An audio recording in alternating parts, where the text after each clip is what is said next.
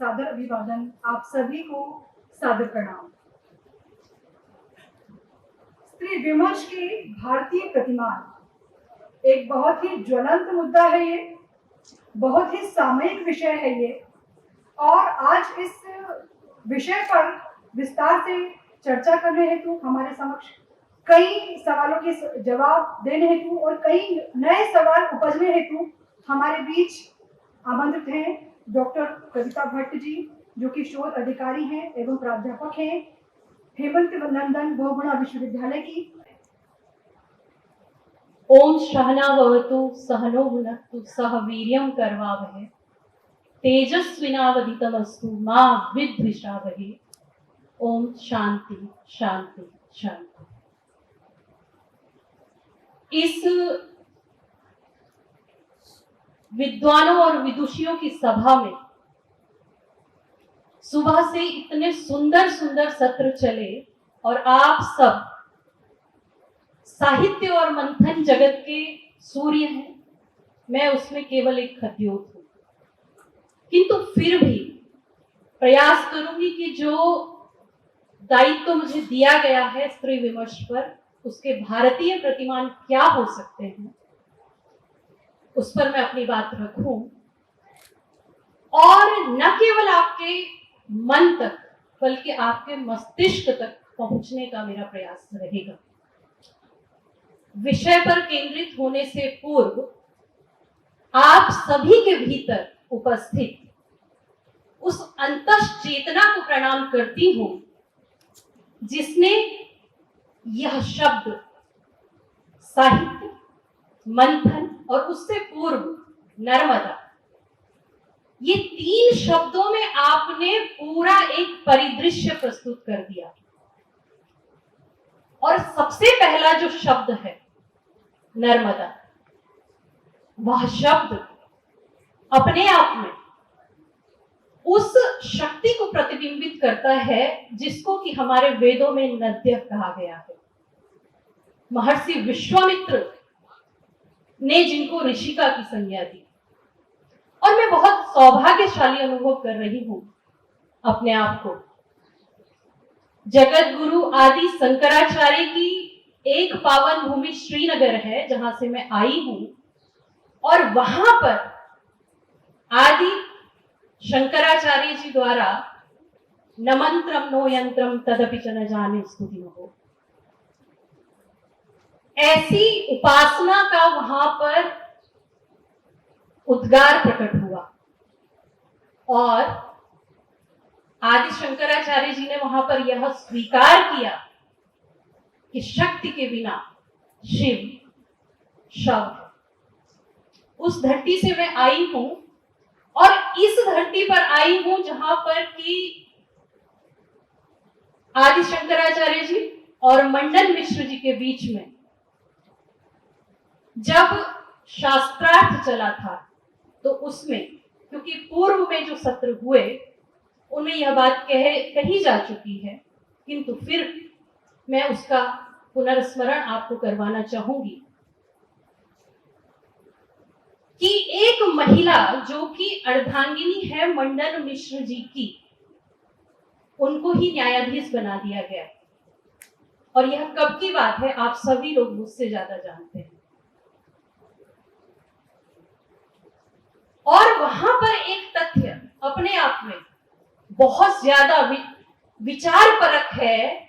अभी जैसा आदरणीय डॉक्टर विकास दवे जी ने कहा कि विचार परक शब्द अपने आप में ज्यादा अच्छा है, तो यह विचार परक है कि जब उनके पति शास्त्रार्थ में पराजित हो गए, उसके बाद उन्होंने कहा, क्योंकि हमारे यहाँ भारतीय सभ्यता में अर्धनारीश्वर की बात की गई है, अर्धनारीश्वर की परिकल्पना प्रस्तुत की गई है, इसलिए मैं अपने पति के स्थान पर शास्त्रार्थ करूंगी।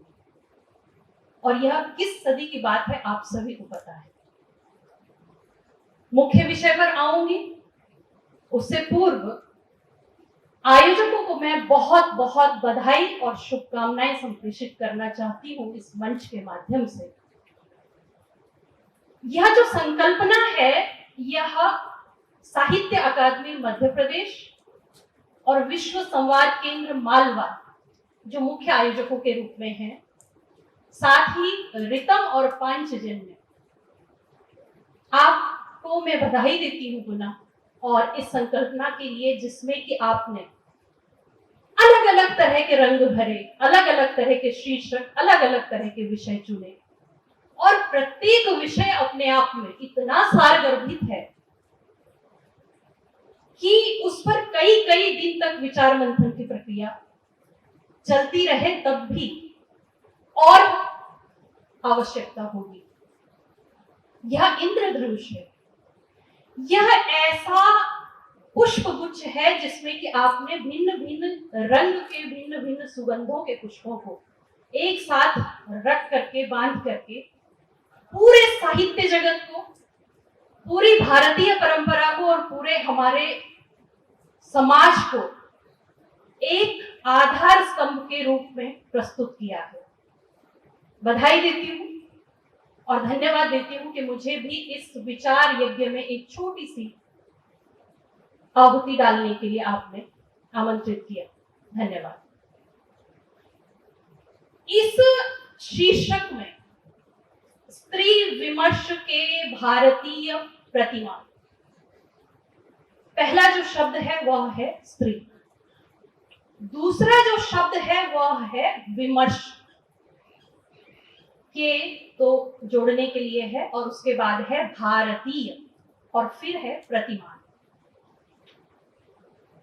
ये जो शब्द हैं ये अपने आप में इतने महत्व और इतने बृहद हैं कि पूरे जीवन भर भी हम इन पर शोध करें तब भी शोध की आवश्यकता रहेगी और सदियां बीत गई इन सारे शब्दों पर मंथन करते करते। लेकिन क्या आप लोगों के मन में कभी एक प्रश्न आता होगा, आता ही होगा निश्चित रूप से, क्योंकि मेरे मन में भी आता है। एक ओर तो हम आजादी का अमृत महोत्सव मना रहे हैं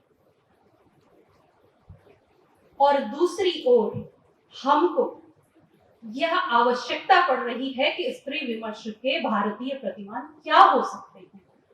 बहुत बड़ी विसंगति है।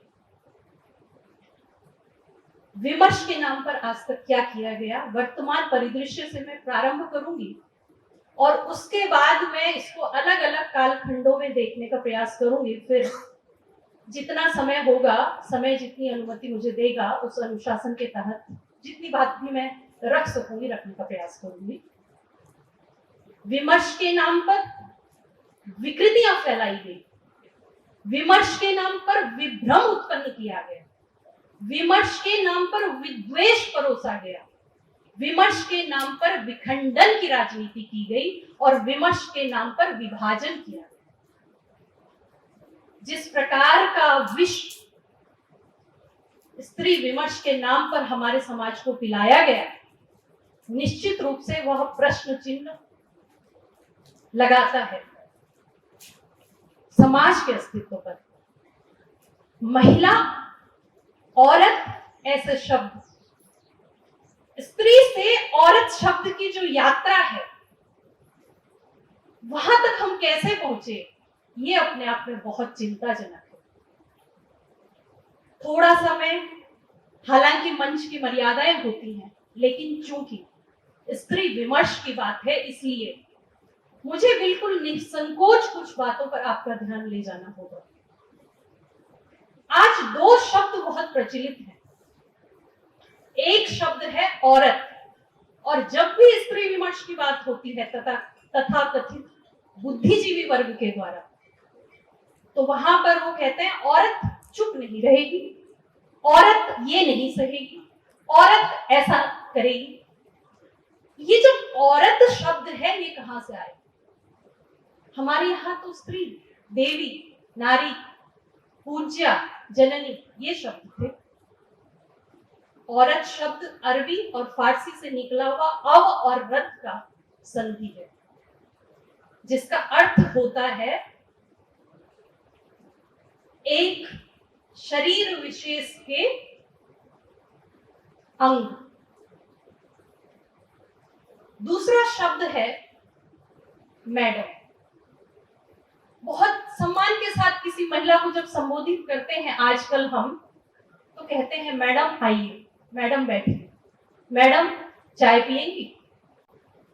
ये जो मैडम शब्द है ये 14वीं शताब्दी में, आप देखिए अभी सर्च करके, इसका बहुत ऐतिहासिक पृष्ठभूमि जो है बहुत नकारात्मक है। मैडम का जो अर्थ होता है वह होता है माय लेडी, और यह शब्द 14वीं शताब्दी में उन महिलाओं के लिए प्रयोग में लाया जाता था जो महिलाएं देह व्यापार के धंधे में हेड की भूमिका में होती थी। आप लोगों में से बहुत सारे लोगों को यह जानकारी होगी, लेकिन पीछे हमारी नई पीढ़ी भी बैठी हुई है, शायद उनको यह बात बताना आवश्यक है। धीरे धीरे यह शब्द परिवर्तित हुआ ड्यूक की जो पत्नी होती थी उनके लिए, और धीरे धीरे धीरे यह अधिकारियों की पत्नियों के लिए प्रयोग में लाया जाने लगा पाश्चात्य सभ्यता में।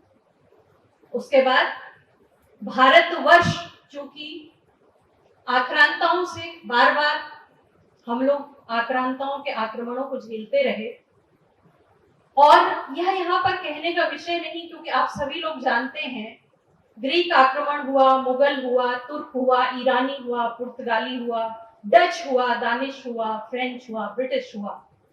इतने सारे आक्रमणों को झेलने के बाद हम तो भूल ही गए कि हम वास्तव में क्या थे, और हमने उस मैडम शब्द को वहां से आयातित कर लिया।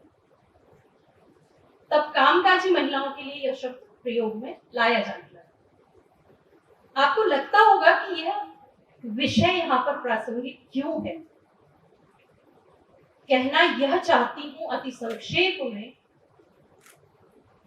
कि शब्दों की जो परिभाषाएं हैं, शब्दों के जो उपयोग हैं, शब्दों की जो प्रासंगिकताएं हैं, वो बदलती चली जाती हैं, और हम उसको वैसे का वैसे ग्रहण कर लेते हैं। कभी भी इस गहराई में हम जाने पर विश्वास नहीं रखते या जाना नहीं चाहते कि वास्तव में ये शब्द कैसे था। अब देखिए, मैंने बात की अमृत महोत्सव की। आजादी का अमृत महोत्सव हम लोग मना रहे हैं, और अभी कुछ दिन पूर्व जो बात चली उसमें हिजाब की बात चली। हिजाब जो कि एक मुस्लिम महिलाओं का सिर को और मुंह को ढकने के लिए प्रयोग में लाया जाता है। एक तरफ तो हम आजादी की बात कर रहे हैं, और दूसरी तरफ हम उन रूढ़िवादियों से ऊपर ही नहीं उठना चाहते जो रूढ़िवादियां हमको दी गई। आपको थोड़ा और पीछे ले जाती हूँ। हिंदू समाज में घूंघट की जो प्रथा है, आप सभी जानते हैं कि ये किसकी देन है। हमारे यहाँ जितनी प्राचीन देव मूर्तियां होती हैं, देवियों की मूर्तियां होती हैं, उनमें आपने कभी घूंघट नहीं देखा होगा। चुनरी यदि थी हमारे यहाँ तो वह केवल सौंदर्य में वृद्धि के लिए थी, वह इसलिए नहीं थी कि हमें अपनी पहचान को छुपाना है। और आज उस हिजाब के नाम पर जो राजनीति की जा रही है, क्या वह स्त्री विमर्श का विषय हो सकता है? कभी नहीं हो सकता। एक तरफ तो हम अच्छी शिक्षा की बात कर रहे हैं, एक तरफ हम स्वतंत्रता की बात कर रहे हैं, और दूसरी तरफ हम वकालत कर रहे हैं कि शैक्षिक संस्थानों में हमको हिजाब ओढ़ करके जाना है। अब थोड़ा सा मैं विषयांतर करती हूँ। विषयांतर इसलिए कर रही हूं क्योंकि ये जो शब्द मैंने रखे, दो शब्दों को लेकर के आगे बढ़ते हैं। एक शब्द होता है सेक्स और एक शब्द होता है जेंडर। सेक्स शब्द जो है वह शारीरिक संरक्षण के लिए प्रयोग में लाया जाता है, और दूसरा शब्द होता है जेंडर। हमारे यहाँ जेंडर नहीं था। जेंडर शब्द हमको पाश्चात्य सभ्यता का दिया हुआ है। और आप ये सोचिए कि जिस युग में हमारे यहाँ की एक वीरांगना है, तीलू रौतेली, गढ़वाल की वीरांगना है, जिस युग में तीलू रौतेली अपनी महिला सेना बना रही थी और एक अत्याचारी शासक के विरुद्ध लड़ रही थी अकेले के दम पर, सेना बना करके महिलाओं की, स्त्रियों की, उस युग में हमको उपहार में दिए गए शब्द कौन से? महिला सशक्तिकरण या अंतरराष्ट्रीय महिला दिवस, जिसमें अपने आप शक्ति है, जो स्वयं में शक्ति स्वरूपा है, उसको सशक्त करने की आवश्यकता सशक्तिकरण के माध्यम से होगी क्या? प्रश्न और भी बहुत सारे हैं, बहुत गंभीर हैं। और भारतीय प्रतिमानों की जब हम बात करते हैं तो स्त्री को हम एक शरीर के रूप में नहीं देखते, स्त्री को हम एक पूरे व्यक्तित्व के रूप में देखते हैं। और व्यक्तित्व की जब हम बात करते हैं तो आपको थोड़ा सा मैं द्वैतवाद की तरफ ले जाऊंगी, जिसमें कि चाहे पुरुष की शारीरिक संरचना हो या महिला की, स्त्री की शारीरिक संरचना हो, उसमें जड़ और चेतन दोनों पदार्थों का संयोग है, दोनों तत्वों का संयोग है। उसके बाद महत की उत्पत्ति होती है, जिसको हम बुद्धि भी कहते हैं। फिर त्रिगुण की उत्पत्ति होती है, सत्व, रजस और तमस। और सत्व से पंच ज्ञानेंद्रियां, पंच कर्मेंद्रियां और एक मन की उत्पत्ति होती है। रजस गुण कोई भी तत्व को उत्पन्न नहीं करता है, लेकिन सत्व और तमस को क्रियान्वित करता है। और तमस गुण पंच महाभूत और पंच तन्मात्र को उत्पन्न करता है। अब ये देखिए कि व्यक्तित्व की बात यदि हम कर रहे हैं तो यहां पर कहीं भी किसी ऐसी शब्दावली का प्रयोग नहीं है, वहां पर व्यक्तित्व की बात है, समग्र व्यक्तित्व की बात है। और पुरुष और महिलाएं दोनों में ही उसी व्यक्तित्व की परिकल्पना को हम मान करके चलते हैं। या फिर पंचकोशीय अवधारणा की अगर बात करें तब भी हम पंचकोशों की ही बात करते हैं। तो फिर ये सारी जो चीजें हैं कहां से आई, ये सब कुछ कहां से आया, जहां पर हमें विमर्श के नाम पर विभ्रम इत्यादि को परोसा गया और उसे झेलने के लिए हमें विवश किया गया। जब व्यक्तित्व की बात आती है तो वहां पर सद्गुणों को धारण करने की बात आती है, जिसमें धृति है, क्षमा है, दम है, अस्तेय है, शौच है, इंद्रिय निग्रह है, धी है, विद्या है, सत्य है, अक्रोध है।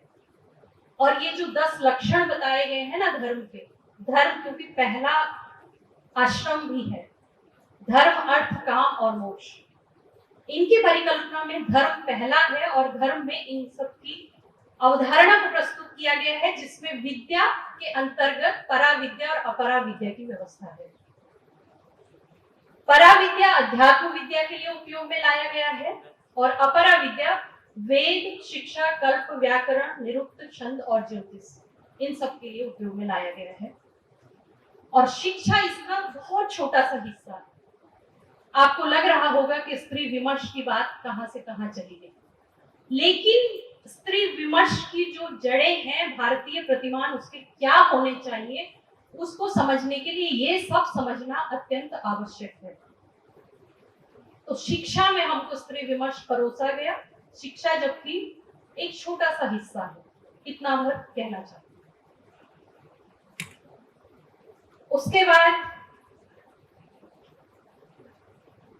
जब हम धर्म की बात करते हैं तो धर्म में हम सद्गुणों के प्रतिस्थापन के लिए पराकाष्ठा की बात करते हैं, जहां पर भारतीय प्रतिमान क्या हो सकते हैं उसको समझने के लिए हमें भारतीय संदर्भ में मानवीय गुणों के प्रतिमानों को समझना होगा।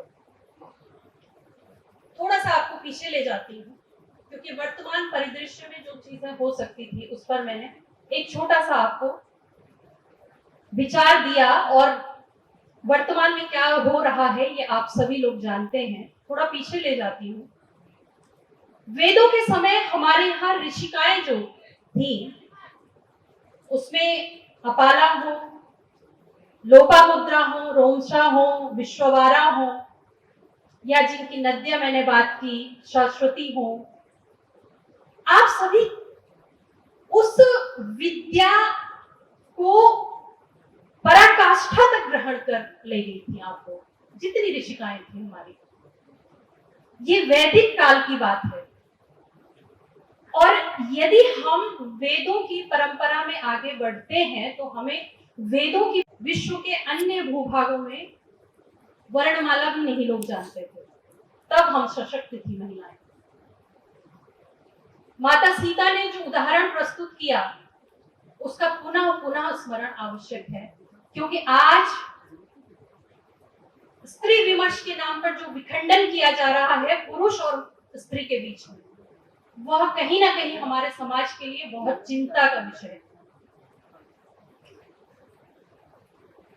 महिला, स्त्री और पुरुष आपस में एक दूसरे के पूरक हैं, एक दूसरे की शक्तियों में संवर्धन का कार्य करते हैं, और एक दूसरे से यदि उनका विखंडन होगा तो समाज आगे कैसे बढ़ेगा?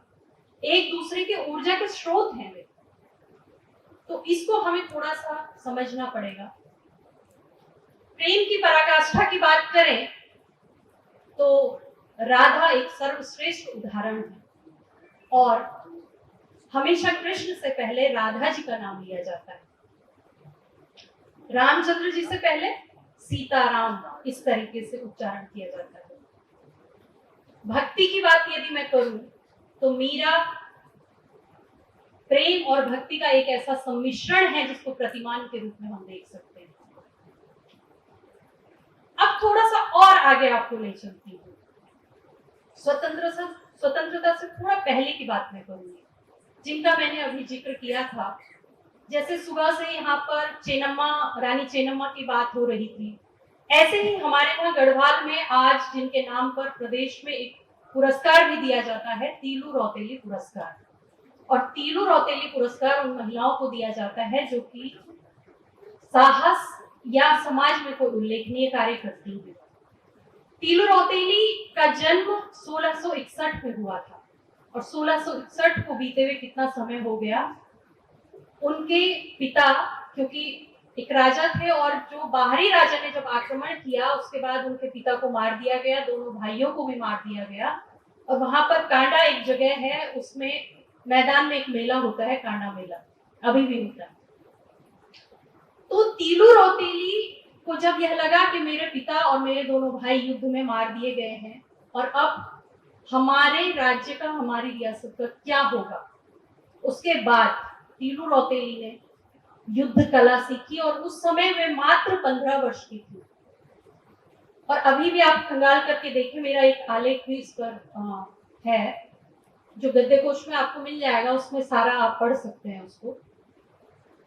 तीलू रौतेली ने महिलाओं की एक सेना बनाई और अपने आप पूरी बागडोर अपने हाथ में ले ली। और जो मांसशाही उनके पिता थे, चूंकि वे तो वीर गति को प्राप्त हो गए थे, तो धम्मशाही जो राजा थे जिन्होंने उनकी पूरी रियासत को हथिया लिया था। तो आप तो जानते हैं कि पहाड़ की परिस्थितियां कितनी, भौगोलिक परिस्थितियां किस तरह की होती हैं।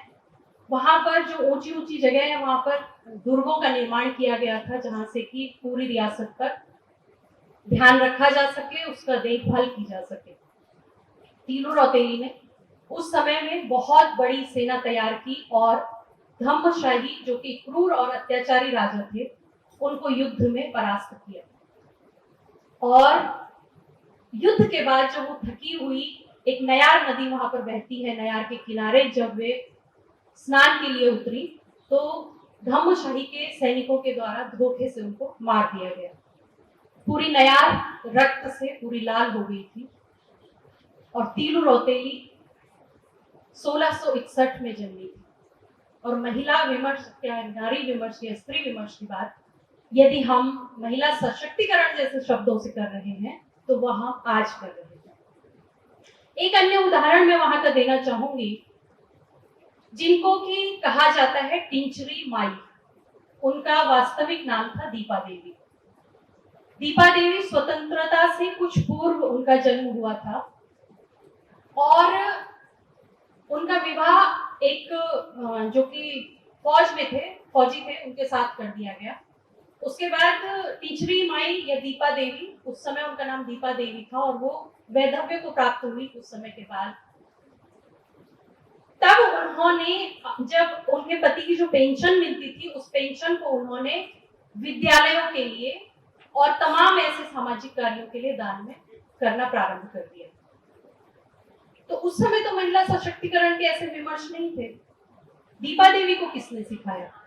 टीचरी माई, दीपा देवी से टीचरी माई तक की जो यात्रा है वह कैसे गतिमान हुई, जबकि उस समय तो ये सारे विमर्श नहीं थे। तब टीचरी माई इसलिए उनको कहा गया क्योंकि उन्होंने फिर मद्य निषेध के बहुत सारे आंदोलन चलाए और उस समय समाज में टीचरी पी करके लोग अपराध की तरफ प्रवृत्त होते थे गढ़वाल में। तो उन्होंने उसका पूरा, जहां जहां वो शराब के ठेके होते थे, टीचरी के ठेके होते थे, उनको जाकर के तोड़ती थी और उन्होंने बहुत सारे ऐसे महिला मंगल दल तैयार किए उस जमाने में। और यह अभी भी एक कुलदीप रावत जी हैं, उनकी पुस्तक में इसका उल्लेख है कि टीचरी माई ने पंडित जवाहरलाल नेहरू जी का हाथ पकड़ करके दिल्ली में जाकर के उनसे कहा था कि मेरे क्षेत्र में पानी नहीं आता है, मेरे क्षेत्र में स्वास्थ्य की सुविधाएं नहीं है, आपकी सरकार दिल्ली में क्या कर रही है। माई बन गई थी क्योंकि उस समय तक तो एक माई प्रधानमंत्री का हाथ पकड़ करके उनको पूछती है कि आप यहाँ पर क्या कर रहे हैं। क्या यह स्त्री विमर्श का भारतीय प्रतिमान नहीं है? जबकि उस समय ये सारे विमर्श तथाकथित बुद्धिजीवियों के द्वारा नहीं किए जाते। झांसी की रानी की बात हम करते हैं तो आप सभी उनकी उस शौर्य गाथा से परिचित हैं, उस पर मैं बहुत ज्यादा नहीं जाऊंगी। पन्नाधाय की बात हम करते हैं तो त्याग, धर्म और सेवा की प्रतिमूर्ति के रूप में हम उनको देखते हैं। इसी प्रकार जैसे कि मैंने तीनू रौतेली की बात की, बहुत सारे स्थानीय स्तर पर ऐसे बहुत सारे उदाहरण हमको भारतवर्ष के कोने कोने में बिखरे हुए मिल जाते हैं। लेकिन फिर भी ऐसी क्या बात है कि उन सारे उदाहरणों को त्याग करके हम स्त्री विमर्श को जब देखते हैं तो हम उसी हिजाब के संदर्भ में देखते हैं, उसी तथाकथित महिला स्वतंत्रता के रूप में देखते हैं, नारी स्वतंत्रता के रूप में देखते हैं।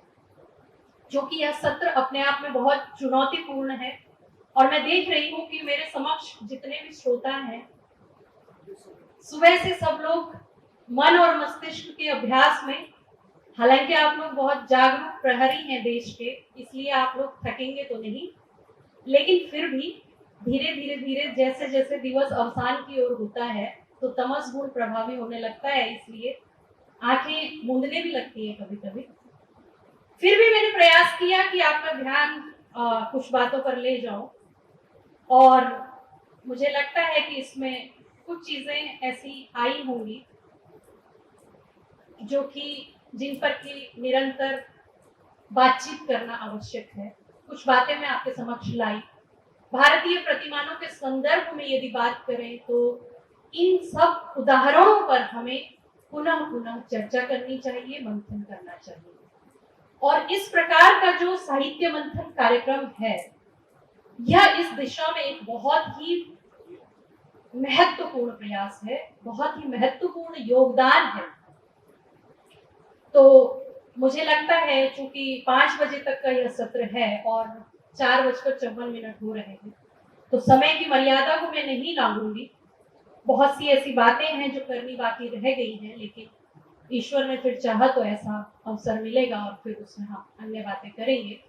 अभी के लिए मुझे लगता है शोभा जी कि अब हमें यह जो सत्र है इसको थोड़ा आगे बढ़ाना चाहिए प्रश्नोत्तर के रूप में, लेकिन उससे पहले मैं चंद पंक्तियां अपनी प्रस्तुत करना चाहूंगी कि कुछ डग भरे हैं अभी तो उड़ान शेष है, प्रत्यक्ष युग ने देखा अनुमान शेष है, और जो बहा चले संग में तुम पवन निराली, सुगंधित समीर का अभियान शेष है, रवि रश्मि बांध पाए नहीं ऐसी गठरिया, सतरंगी इंद्रधनु का वितान शेष है, और सो ना सकोगे तुम भी यदि मैं न सो सकी तो, अभी मेरा आत्मबोध अनुदान शेष है, संकल्पों की लेखनी है, ऐसे नहीं थकेगी, बंधन जो तोड़ डाले विधि विधान शेष है। और एक कविता जो कुछ समय पहले लिखी थी कि लोहे का सिर और वज्र कमर संघर्ष तेरा बलशाली, लोहे का सिर और वज्र कमर संघर्ष तेरा बलशाली, थकती न कभी रुकती न कभी तू है भारत की नारी, धरणी और अंबर में विचरे साहस ले अवतारी, रुकती न कभी थकती न कभी तू है भारत की नारी, एक एक कौशल तेरा समझो 100 पुरुषों पर भारी, रुकती न कभी थकती न कभी तू है भारत की नारी, झंडी सी चमकती चलती है जीवन संग्राम है जारी, रुकती न कभी थकती न कभी तू है भारत की नारी, बुद्धि विवेक शारीरिक क्षमता तू असीम बलशाली, रुकती न कभी थकती न कभी तू है भारत की नारी। अब सैनिकों के संदर्भ में कि सैनिक की मैया पत्नी बहन तुझ पर हूं मैं बलिहारी, रुकती न कभी थकती न कभी तू है भारत की नारी, समर्पित करती कविता तुमको शब्दों की ये फुलवारी, रुकती न कभी थकती न कभी तू है भारत की नारी। वंदे मातरम व्युत्पन्न शब्द है ये और इसका अर्थ होता है धारण करना, सद्गुणों को धारण करना, मानवीय गुणों को धारण करना। और जब हम मानव शब्द कहते हैं तो मानव में ये नहीं होता है कि ये स्त्री है, ये पुरुष है, ये फला है। उसमें मानव अर्थात मानव व्यक्तित्व, व्यक्ति और व्यक्ति की जब हम संकल्पना प्रस्तुत करते हैं तो हम कहते हैं ये तो पिंड है, तो ब्रह्मांड है। जो ब्रह्मांड में है वह सब पिंड में है। और प्रारंभ में ही मैंने यह बात यहाँ पर स्पष्ट की थी, जैसे हम नद्या की बात कर रहे थे। ये नद्या ऋषिका जो है, ये ऋषिका के रूप में इसको किया गया है चित्रित, और ऋग्वेद से लेकर के और बाद के जो वेदांत है उनमें भी इसकी चर्चा मिलती है। विश्वामित्र जी ने जागृत किया था और इसका पूरा वर्णन वहां पर हमें मिलता है, ऋग्वेद में भी मिलता है, वेदांगों में भी मिलता है। और धर्म अर्थ काम और मोक्ष, जैसा कि मैंने कहा, किसी प्रकार का विभेद नहीं रखता, हम सबको उसका अनुपालन करना होता है। स्त्री पुरुष की बात ही नहीं है। अर्धनारीश्वर की संकल्पना यह है कि पुरुष के भीतर भी एक स्त्री है और स्त्री के भीतर भी एक पुरुष है। जब हम पुरुष की बात करते हैं तो मैं अभी कुछ दिन पहले एक उद्धरण में पढ़ रही थी, उसमें लिखा था कि क्रूरता में और पशुता में पुरुष जो है वो स्त्री से बहुत आगे है। लेकिन क्या ये अपने आप में बहुत गंभीर और विचारणीय प्रश्न है कि फिर पुरुषों में दया का भाव कैसे होता है? पुरुषों में भी तो दया होती है, पुरुषों में भी तो वे सारे सद्गुण होते हैं जो महिलाओं में होते हैं। लेकिन समय और परिस्थिति के अनुसार हो सकता है कि कभी कभी, जब मैंने त्रिगुण की बात की थी तो वहां पर मैं यही चीज स्पष्ट करना चाहती थी, थोड़ा और समय होता तो उसको थोड़ा मैं और गहनता के साथ विवेचित करती कि त्रिगुण जो है उसमें रजस गुण जो है वो काम क्रोध लोभ मोह और ये जो अन्य विकृतियां हैं इनके लिए जिम्मेदार है। और इन विकृतियों के लिए यदि वो उत्तरदायी है तो ये विकृतियां पुरुष में भी है और स्त्री में भी है। कब कौन सा गुण किस पर प्रभावी है यह इस पर निर्भर करता है। वहां पर स्त्री और पुरुष का विषय ही नहीं है। कई बार स्त्रियां भी बहुत क्रूर देखी जाती है, पुरुष बहुत शांत दिखते हैं, लेकिन कई बार पुरुष क्रूर दिखता है स्त्री। तो ये इसका प्रश्न नहीं है कि स्त्री है या पुरुष है, इसका प्रश्न है कि समय परिस्थिति और उसका जो व्यक्तित्व का जो ये त्रिगुण है उनका निर्धारण क्या हो रहा है, उसके आधार पर हम ये विवेचित कर सकते हैं। मुझे लगता है इसमें काफी कुछ आपको मिल गया होगा। धन्यवाद। और कोई किसी का कोई प्रश्न हो तो श्रोता दीर्घ में से और कोई अगर कोई प्रश्न करना चाहे तो सादर आमंत्रित है। प्रश्न भी आप पूछ सकते हैं। माननीय श्रोतागण की तरफ से मैं एक दो प्रश्न पूछना चाहूंगी जो उत्तर आधुनिक संदर्भ में है स्त्री विमर्श को लेकर, क्योंकि स्त्री महिला सशक्तिकरण की बात हो रही है। तो मेरा एक प्रश्न है, क्या ऐसा नहीं लगता कि आज नारी सशक्तिकरण की आड़ में स्त्री पिता को, पुत्र को और पति को एक शासक के रूप में देखने लगी है?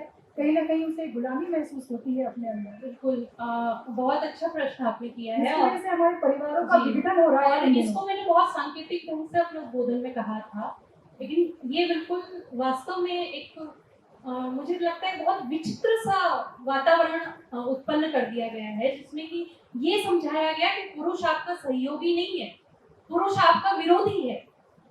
जबकि ये देखिए कि अगर आपसी सहयोग नहीं होगा, समरसता नहीं होगी, सद्भाव नहीं होगा, तो हमारा समाज कहाँ जाएगा। आज आप देखिए कितने तलाक हो रहे हैं और निरंतर हो रहे हैं और छोटी छोटी बात पर होते हैं। तो कहीं पर पुरुष को, कहीं पर स्त्री को आपस में थोड़ा सा ये सहभागिता और अन्योन्याश्रित संबंध है इनका, तो इनको तो अलग कर ही नहीं सकते आप। तो मुझे लगता है ये विखंडन का जो बनाया जा रहा है वातावरण, इसको कहीं ना कहीं रोकने की आवश्यकता है। एक प्रश्न जो बहुत ज्यादा हमें दिखाई दे रहा है, हम जब भी अपनी टेलीविजन ऑन करते हैं उसके संदर्भ में है कि स्त्री को लेके पुरुष का मर्दवादी नजरिया तो था ही, अब बाजारवादी नजरिया भी हो गया है। विज्ञापन बिना स्त्रियों के पूरा ही नहीं होता। स्त्री एक उत्पाद के रूप में आज देखी जाने लगी है कहीं ना कहीं। तो स्त्री को लेकर जो बाजारवादी नजरिया है उसके विषय में आप क्या कहना चाहेंगे?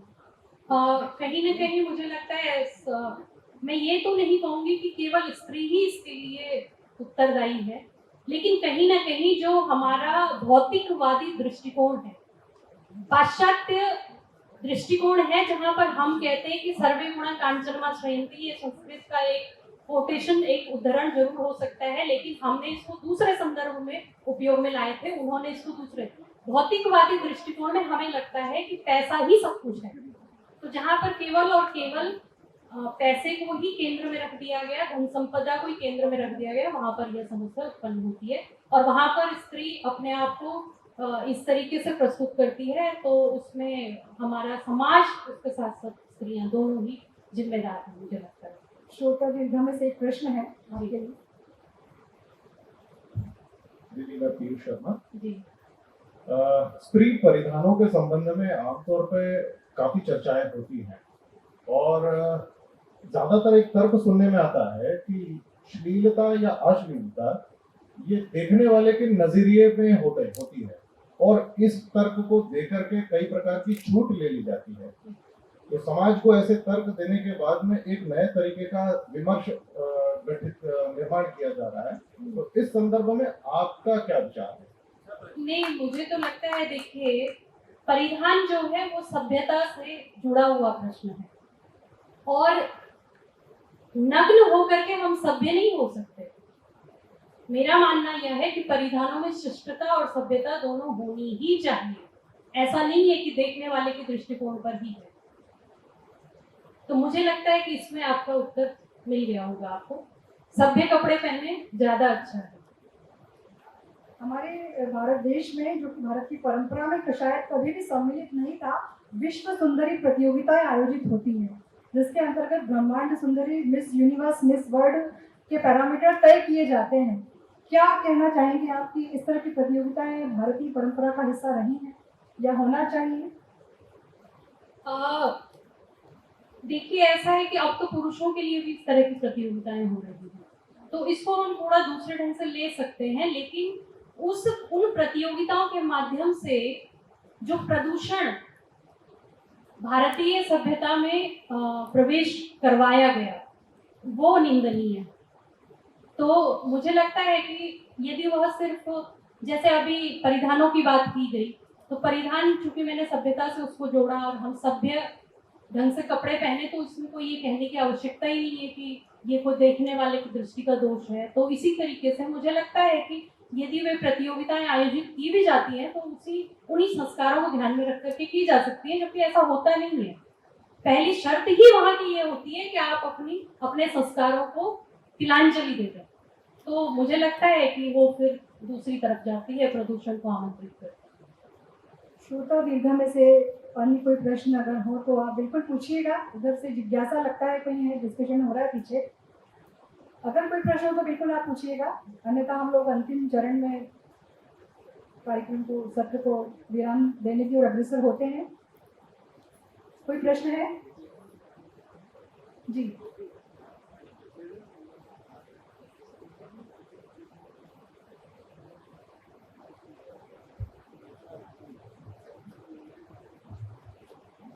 नमस्कार, मैं रोहित गड़ोदिया सूरत से। नमस्कार। आजकल ये जो आधुनिक युग में हमारे जो चित्रपट बन रहे हैं या फिर वेब सीरीज आ रही है, तो उसमें भी दिखाया जा रहा है कि महिलाओं को क्यों मंगलसूत्र पहनना, क्यों सिंदूर लगाना, उसका प्रभाव भी हमारे सब घरों में या हमारे समाज के ऊपर पड़ रहा है। जी। बहन क्यों भाइयों से मतलब राखी बंधना है। हाँ, ये इस सारी पर चीजें हो रही है। इस पर मैं बात करना, हाँ जी, मैं हाँ थोड़ा सा आपका मार्गदर्शन। ठीक है, धन्यवाद आपको, बहुत अच्छा प्रश्न किया आपने। और मैं कहीं ना कहीं अपने उस बातचीत में इसको सम्मिलित करना चाहती थी, लेकिन समयाभाव था इसलिए आगे बढ़ गए हम लोग। तो मेरा मानना यह है कि ये जो चीजें हैं इनको हम आडंबर की तरह क्यों जोड़ रहे हैं, अंधविश्वास की तरह क्यों जोड़ रहे हैं। अभी मेरी बातचीत हो रही थी कुछ दिन पहले किसी सज्जन से, तो मैंने उनसे बात की कि कर्ण भेदन जो संस्कार होता था, पुरुषों के लिए भी होता था, महिलाओं के लिए भी होता था, स्त्रियों के लिए भी होता था। और ये जो सारे आभूषण हैं, आभूषण हमारी भारतीय परंपरा का अभिन्न अंग रहे हैं। आप देखिए ना, चाहे वो महाकाव्य काल हो या फिर सूत्र काल हो, वेद काल हो, किसी भी कालखंड को आप उठा करके देख लीजिए, आभूषण तो सौंदर्य के दृष्टिकोण से और कुछ उसमें वैज्ञानिक तथ्य भी थे। जैसे कि हम कर्ण भेदन जो संस्कार होता था हमारे यहाँ, अभी भी कुछ लोग करते हैं, उसमें हमारे जो नर्वस सिस्टम है, तंत्रिकाओं की जब हम बात करते हैं, तो हमारी एक तंत्रिका जो यहाँ से होकर के गुजरती है, उसमें जब कर्णभेदन संस्कार किया जाता है तो ऐसा माना जाता है कि जो लोग कर्णभेदन संस्कार करवा लेते हैं उनको जो आधा तरह का सिर दर्द होता है वह उनको नहीं होता है। कुछ अपवाद हो सकते हैं इसके, लेकिन अधिक शोध में यही पाया गया। ऐसे ही आभूषणों का विषय है, तो इसमें कोई ऐसा थोड़ी है कि किसी को जबरन पहना दिया गया है या कुछ ऐसा कर दिया गया है। मुझे तो नहीं लगता, वो पहनना चाहिए, पहन सकते हैं।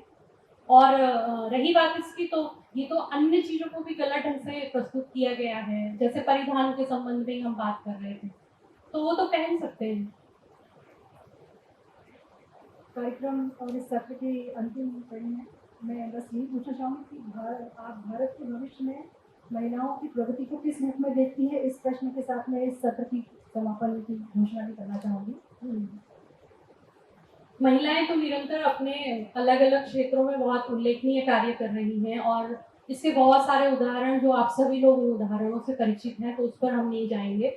लेकिन विभिन्न क्षेत्रों में जिस प्रकार से महिला शक्ति ने अपने आप को स्थापित किया है और सिद्ध किया है, तो मुझे लगता है कि वो अपने आप में इतिहास में आगे भी दर्ज होने जा रहा है। अन्य अन्य जितने भी क्षेत्र हैं, चाहे वो शिक्षा का क्षेत्र हो, चाहे विज्ञान का क्षेत्र हो, चाहे चिकित्सा का क्षेत्र हो, हर क्षेत्र में हम लोग अच्छा कर रहे हैं। और परिवर्तन जो है वह धीमी प्रक्रिया अवस्था है, लेकिन परिवर्तन निरंतर हो रहा है और निश्चित रूप से भविष्य में हम इसके लिए आशावादी हैं कि और अच्छा करेंगे। निश्चित रूप से आज के इस विमर्श में हमारे भारतीय प्रतिमानों के प्रति हम सचेत भी हुए होंगे और कहीं ना कहीं हमारी जानकारी भी बढ़ी होगी। और मैं सविता भट्टी जी के प्रति आभार व्यक्त करती हूँ कि उन्होंने आज बहुत सारे क्षेत्रों में स्त्रियों के संदर्भ में हमें वैदिक काल से लेकर स्वतंत्रता पूर्व से लेकर स्वतंत्रता के पश्चात तक की स्त्रियों की स्थिति और उनके सशक्तिकरण पर विस्तार से हमसे बात की। और प्रश्नों के माध्यम से इसका नया क्षितिज भी खुला है और कई जवाब भी हमें मिले हैं। और इसी के साथ इस सत्र के समापन के लिए मैं आदरणीय गीता सर को आमंत्रित करती हूँ। आप सभी ने धैर्यपूर्वक मुझे सुना, इसके लिए बहुत बहुत धन्यवाद। आप सभी को प्रणाम।